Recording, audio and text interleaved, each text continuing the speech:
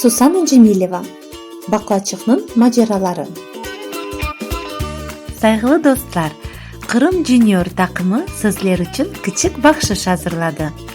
Биз Баклачыкнын мажаралары китабынын аудио шеклин яздык.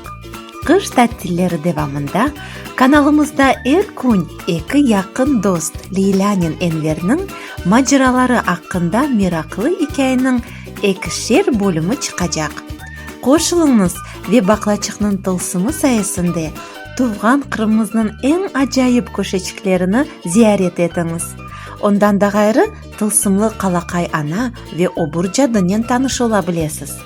Демек, илк сефер Кырым татар тилинде кичик Кырым татар караманлары акында тылсымлы повестни диндемеге теклиф этебиз.